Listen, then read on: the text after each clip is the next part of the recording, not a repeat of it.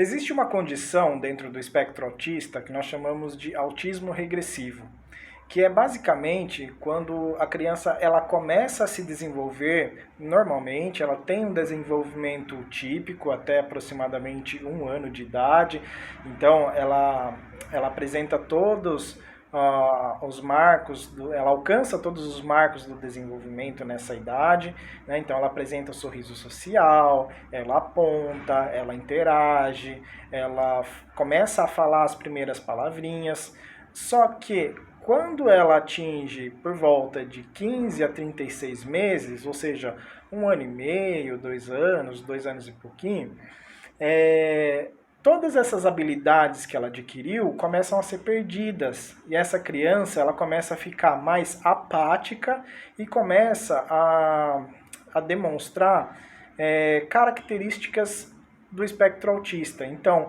ela não interage mais, ela não aponta, ela não sorri, ela não olha nos olhos, né? Então, isso passa a ser muito angustiante para os pais.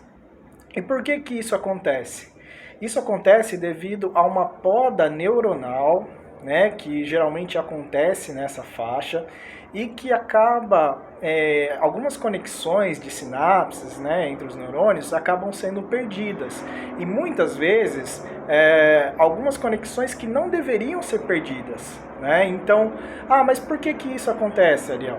Isso acontece porque isso já estava pré-determinado no material genético dessa criança. Então, ela já tinha uma predisposição genética para que isso acontecesse, né? Então, isso não aconteceu porque a criança, porque os pais separaram, porque a mãe voltou a trabalhar, porque a família estava em conflito, nada disso. Isso acontece porque já estava pré-determinado no DNA dessa criança, tá? Então isso, de uma forma genética, já era esperado que isso acontecesse, tá? Então isso passa, sem dúvida, a ser muito angustiante para os pais, né? Porque eles observaram a sua criança tendo o seu desenvolvimento normal ali, típico, dentro dos marcos do desenvolvimento, e de repente essa criança regride. Tá? Então, esse é um alerta muito importante para deixar aí para os pais, né?